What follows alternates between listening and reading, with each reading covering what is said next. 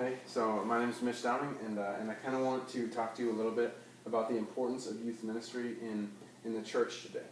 And so on this topic, there are a bunch of different views, and on one side there is the youth ministry abolitionists.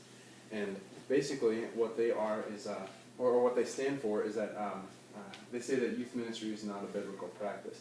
They don't think that there's any biblical evidence for youth ministry. They also think that it separates the church. They think that it separates the older generation from the younger generation and puts space in between them. They also say that it takes away, or it takes the responsibility away from the father as the head of the household, and kind of gives them an out to pawning it to the youth workers in the church. So that's kind of their view. And with that view, there's a documentary that came out. It's called Divided. Is Modern Youth Ministry Multiplying or Dividing the Church?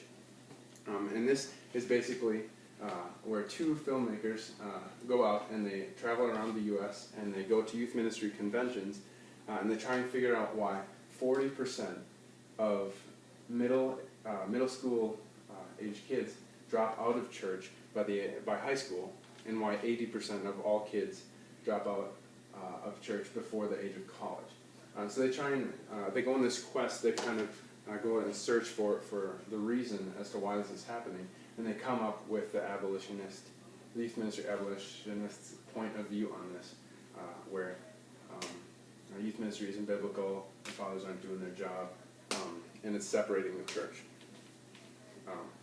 So on the opposite side of that, we have the pro-youth ministry people. And basically their views are that age-segregated youth ministry is a biblical thing, that there is biblical evidence for it, and that when it's done well, it unites the church, it brings them together, and it incorporates the parents into the lives of the students, and teaches them to disciple their students at home. And so, along with that view, I interviewed Ginny Olson, the head of youth ministries of the Northwest Conference of the Evangelical Covenant Church, and she states that, considering the majority of people who choose to follow Christ do so before the age of 18, and that 50% of the world's population is over the age of 18, so it only makes sense that we focus our efforts on this group.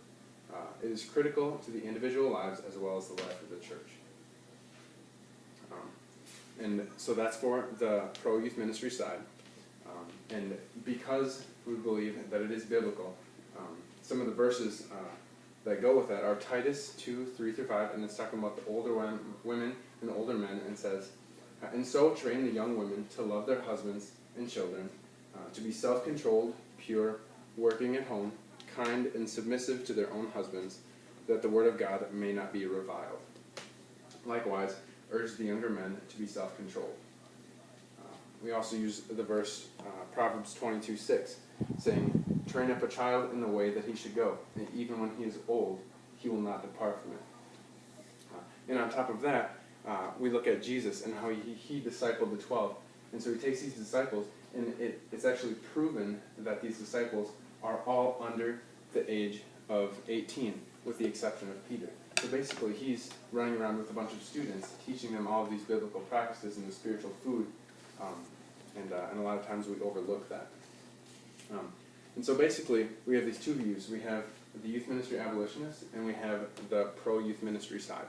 And they have some differences, but they all seem to have one main point, in that the parents or the fathers are punting their responsibilities as far as discipling their students, and the students are paying for it. And those responsibilities are then being passed on to the youth worker because the students turn to them.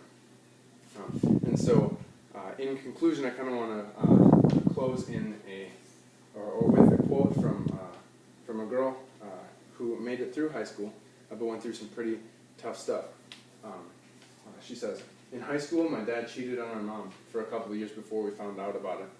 This literally disintegrated my family from the inside out. I didn't know how to deal with my anger, and so I turned to self-injury. This went on for a long while until it just wasn't enough. I was thinking suicidal thoughts, and if it wasn't for the youth pastor at my church and the support I received from the youth workers, I do not know whether I would be alive today. And so we just kind of, and so we see this and we see the benefits of youth ministry. And so I just kind of wanted to bring that to light. So thank you for listening. I appreciate it. And thank you.